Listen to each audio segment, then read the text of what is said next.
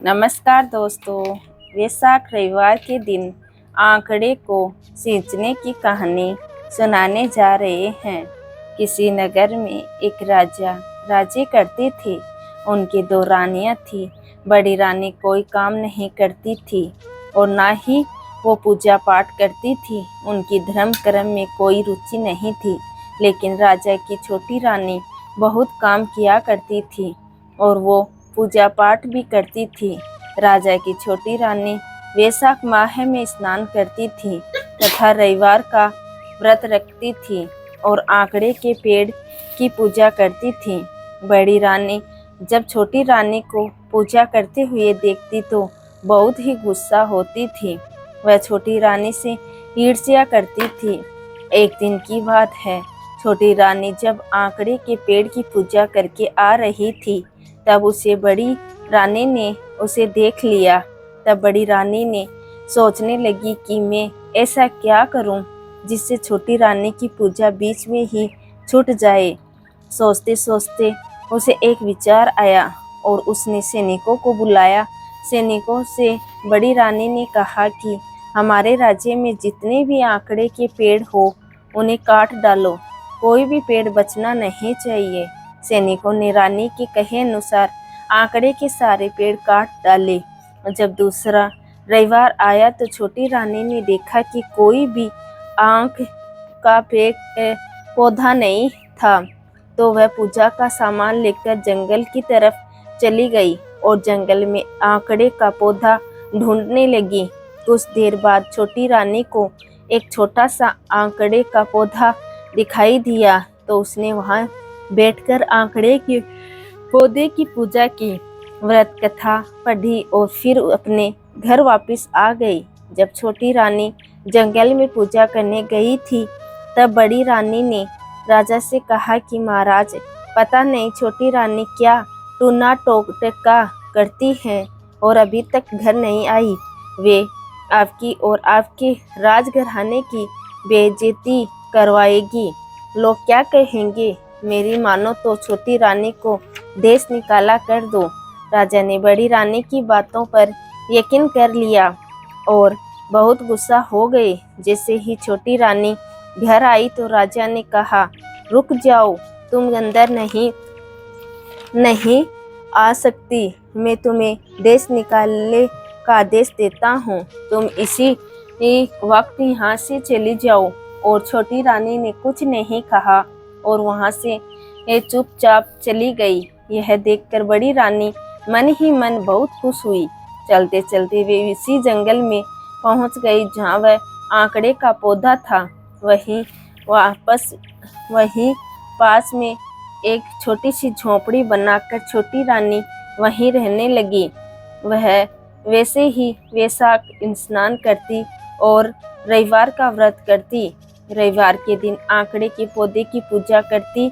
इसी तरह पूरा वैशाख का महीना बीत गया और धीरे धीरे समय बीतने लगा और रानी को महल से निकले हुए पूरा 1 साल हो गया। छोटी रानी के जाने के बाद बड़ी रानी बहुत ही खुश रहने लगी।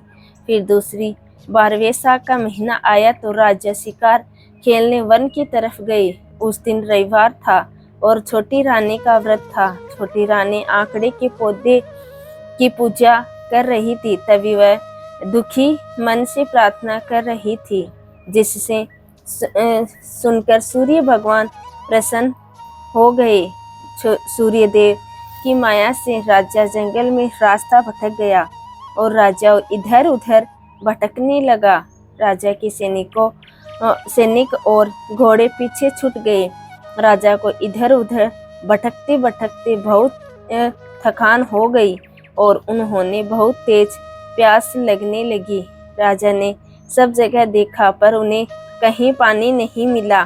थोड़ी देर बाद राजा को पक्षियों के चहकाने की आवाज आई।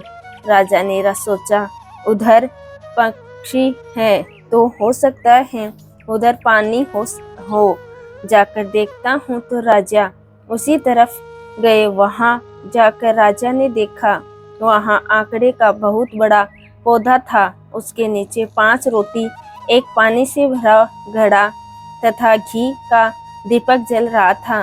राजा ने वो रोटी उठाकर खा ली और घड़े से पानी पी लिया। वहीं पास में एक पेड़ के नीचे बैठ गए और फिर शाम को महल में आ गए। महल में आकर उन्होंने सैनिकों को आदेश दिया कि जाओ, जंगल में जाकर देखो कि वहाँ कौन है। वो रोटी और पानी किसने रखे थे, उसी की वजह से मेरी जान बची है।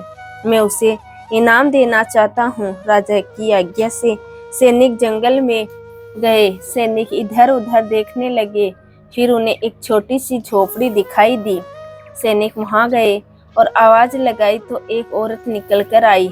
सैनिकों ने पूछा, आप कौन हो? क्या आपने ही आंकड़े के पेड़ के नीचे रोटी और पानी का घड़ा रखा था? तब रानी ने कहा, हाँ, मैंने ही वो रोटी और पानी का घड़ा रखा था। सैनिकों ने कहा, किंतु आपको राजा ने बुलाया है, आपको हमारे साथ राजमहल चलना होगा। तो छोटी रानी ने जाने से इनकार कर दिया।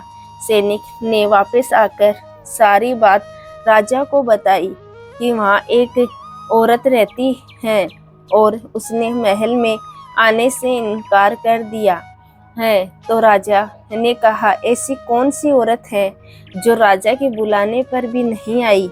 चलो मैं खुद चलकर देखता हूँ। राजा सैनिकों के साथ जंगल की तरफ गए। वहां जाकर सैनिकों ने आवाज लगाई तो छोटी रानी बाहर निकल कर आई। राजा ने देखा तो उन्हें पहचान लिया और राजा को सारी बात याद आ गई। तब राजा ने कहा, हे रानी, मुझसे ये बहुत बड़ी गलती हो गई, मुझे माफ कर दो। तुम्हारी पूजा पाठ करने की वजह से ही आज मेरी जान बची है। मैं चाहता हूँ अब तुम मेरे साथ महल में चलो। तो छोटी रानी ने मन ही मन सूर्यदेव को धन्यवाद दिया और राजा के साथ चली गई।